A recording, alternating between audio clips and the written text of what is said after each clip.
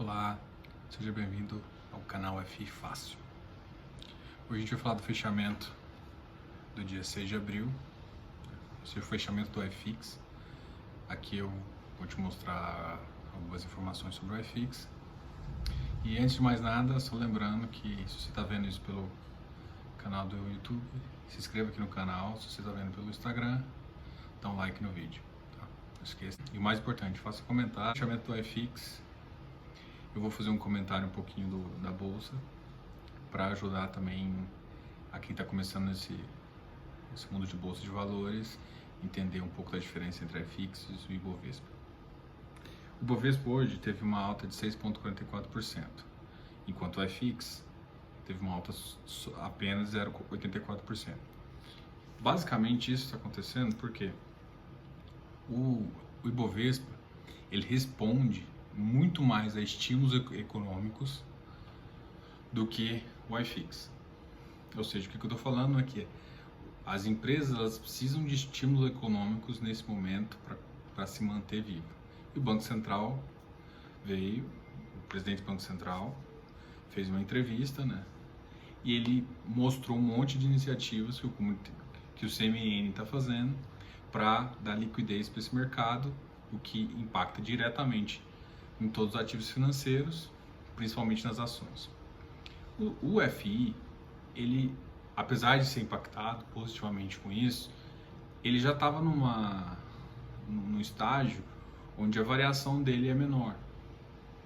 Isso acontece pela própria característica intrínseca do ativo, porque eles não são negociados a EBITDA por preço, com múltiplos muito altos, eles são negociados com 20%, 30% do patrimônio real, enquanto empresas elas são calculadas pelo lucro operacional e múltiplos desse lucro operacional. Então as empresas normalmente elas são os múltiplos são maiores, então o impacto de medidas econômicas nisso gera um impacto financeiro maior para as empresas do que para os FIs. Gera impacto para os FIs? Gera. E outra coisa é que o iFix, como ele teve aquelas quedas muito grandes, ele entrou num valor um pouco de acomodação. Então o pessoal já está conseguindo entender o fluxo melhor, já colocou a cabeça ali no lugar, já viu como é que estão os valores, como é que estão sendo negociados no mercado secundário, como é que está a parte de crédito. Então o pessoal já começou a saber qual que é o valor do ativo dadas as circunstâncias atuais. Isso é questionável, mas vamos supor que a gente tem essa informação aí, e isso vai fazer com que os impactos no mercado agora vão ser menores. Então o iFix ele vai tender a ficar nessa estabilidade, crescendo 1, 2%, até eu imagino que quando o confinamento acabar, ele vai ter um impacto positivo ao longo do tempo até voltar ao patamar aceitável. Então é mais ou menos esse que vai ser o reflexo. Então essas medidas pontuais que afetam muito o Ibovespa, no iFix eles têm pouco gás. Eles dão pouco gás para isso, porque o iFix ele está sendo negociado, ele é negociado a múltiplos muito menores. Inclusive agora abaixo até de múltiplos do valor patrimonial, abaixo do valor patrimonial, mesmo com o valor patrimonial descontado. Então essa é a diferença maior. Agora a gente vai falar assim, então o iFix ele teve uma alta de 0,84%, foi uma alta legal. E aqui eu vou falar dos setores até que essas medidas afetam mais rápido. E aí teve uma notícia positiva também, que na Europa aparentemente está mais comedido o surto. Se isso for realmente comprovado ao longo do tempo, o que vai acontecer é que a gente já tem mais ou menos, com base na Europa e Brasil, a gente tem uma ideia de quando o nosso confinamento pode acabar, e aí você já começa a conseguir gerar um impacto para alguns setores da economia, principalmente de varejo. E isso afeta tanto as lojas de varejo, e os shoppings também. Tá? Aqui, por exemplo, o VISC ele subiu 3%. Vamos falar dos shoppings. O HGBS 2,51. XPMOL ele ficou mais ou menos estável em 0,02%. HSML 0,51%.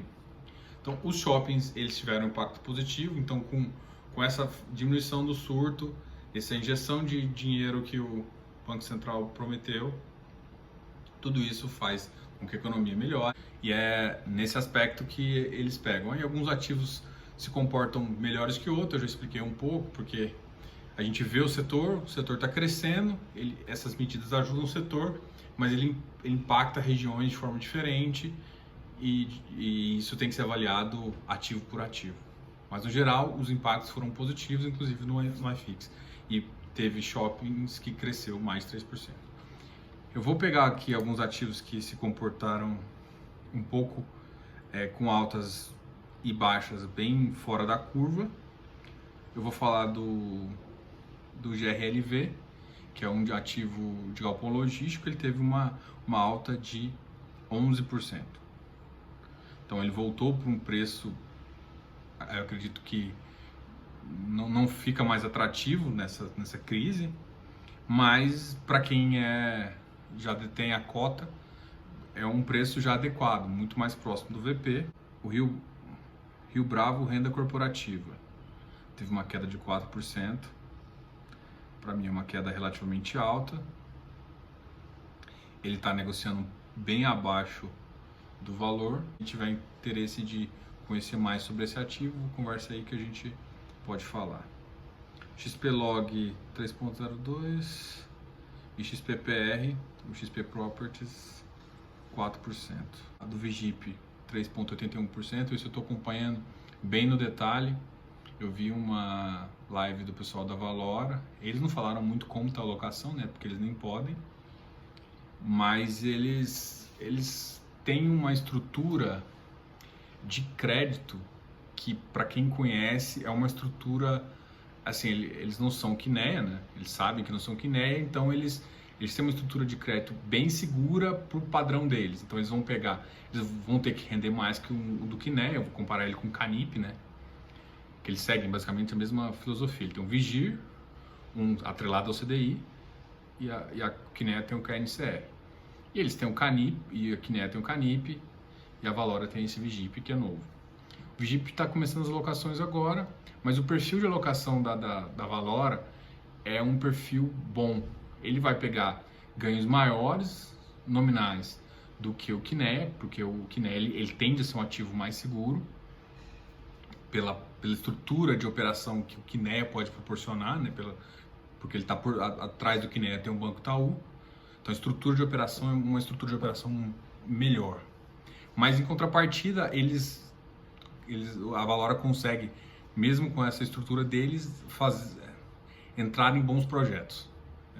Se você olhar a carteira do Vigir em comparação com o Kinea, você vai ver até porque o Vigir está sendo negociado às vezes acima do KNCR, mesmo os dois sendo atrelados basicamente pelo mesmo